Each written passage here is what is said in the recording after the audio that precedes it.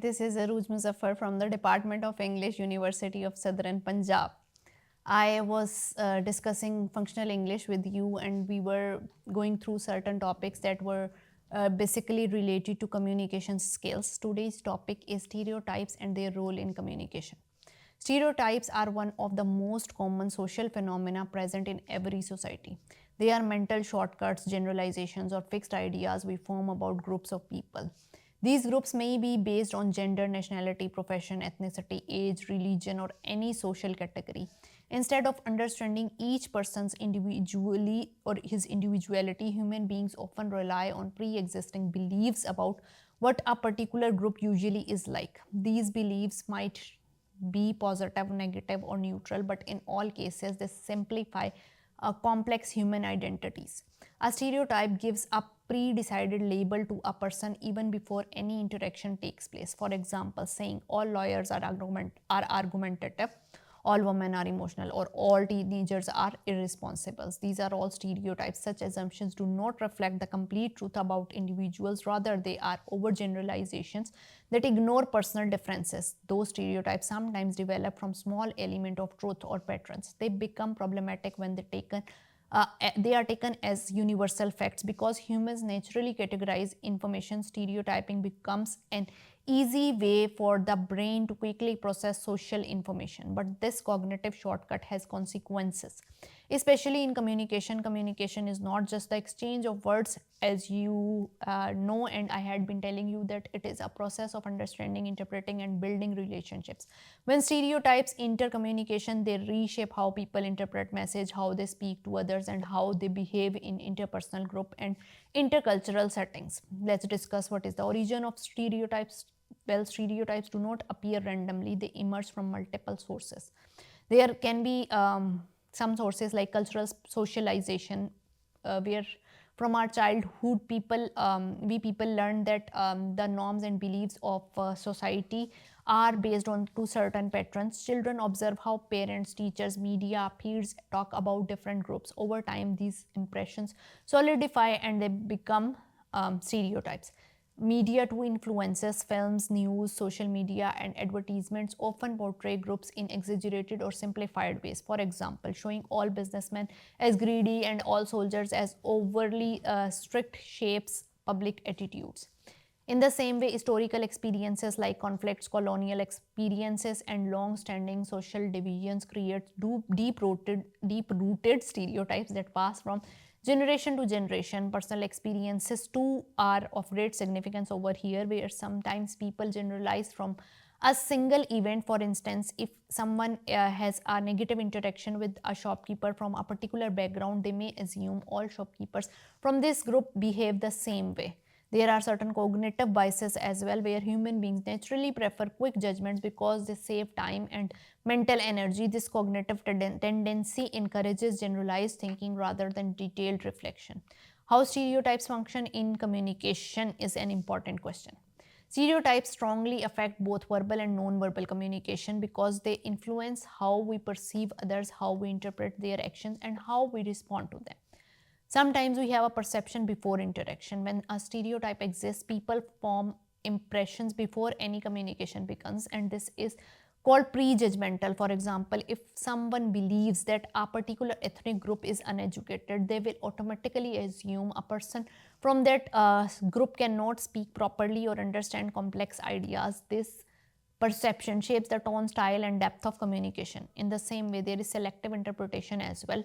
Stereotypes guide what we notice and how we interpret it. This is known as selective perception.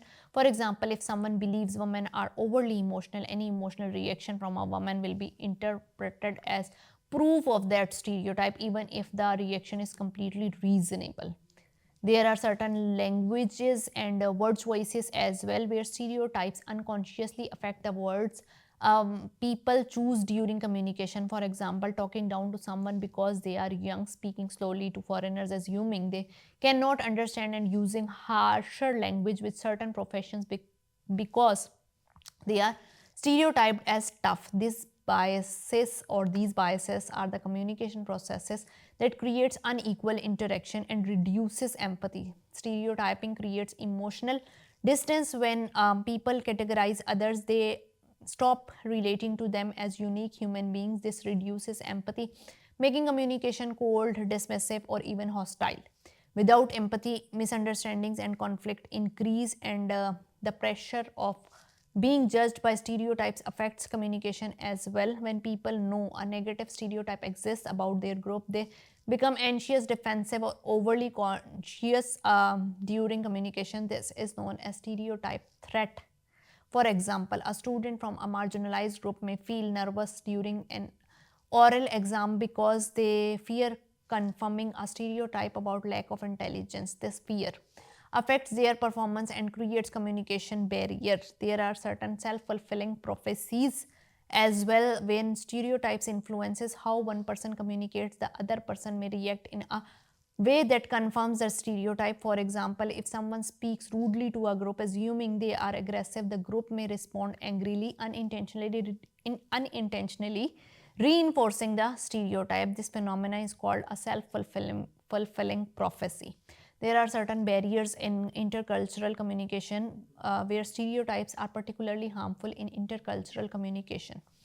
They lead to misunderstanding, cultural insensitivity, and conflict. Without awareness, people interpret unfamiliar customs through the lens of their own stereotypes. This results in faulty judgments and communication breakdowns.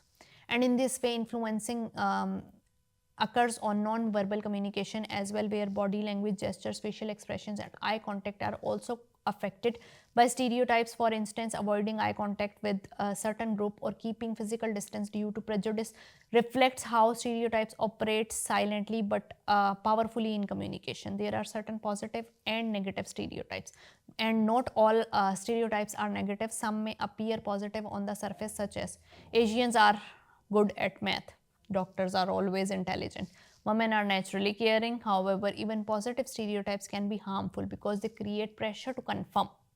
They ignore individuality, they set unrealistic expectations. Negative stereotypes, on the other hand, lead to discrimination, exclusion, and biased communication.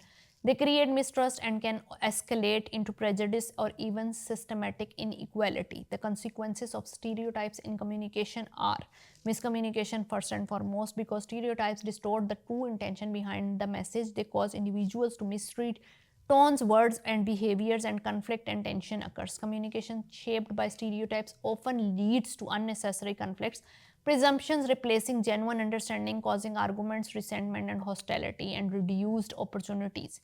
Where in workplaces, the stereotypes affect hiring, teamwork, promotions, and leadership roles. People may be ignored and dismissed because they do not fit the stereotypical image of the competence, and breakdown of relationships, even the relationship of friendship, family interactions, and social relationships suffer when stereotypes influence communication. People feel misunderstood, judged, and devalued. There is a social division where stereotypes reinforce us versus them, thinking that this deepens divisions among social, ethnic, and cultural groups and prevents healthy communication.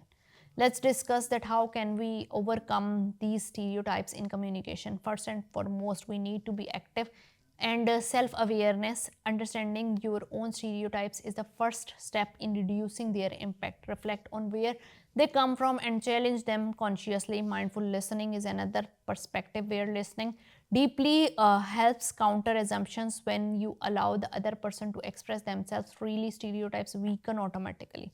Third point is empathy, where putting yourself in someone else's position reduces reliance on stereotypes and encourages respectful communication. Fourth is exposure to diversity, where meeting people from different backgrounds break down rigid generalization. Real interactions replace stereotypical beliefs with authentic understanding. We should go for asking questions instead of assuming the things, and clarification promotes in this way accurate understanding. Instead of assuming, ask politely and openly. We should avoid group labels. You should be critical in the consumption of media. We should be simplified into our beliefs, and we should follow on the information based on the categorization rather than distorting it and creating something which is based on stereotypical influence that shapes our perceptions, behavior, language, and interpretation. Sometimes we need to be conscious and self-aware to reduce it, and effective communication requires seeing people as individuals rather than representatives of the group. Only then we can communicate, and our communication can become respectful, accurate, and truly meaningful. I hope you have understood the basic idea of stereotypes, and this lecture had been an easy tool of understanding it. Thank you so much.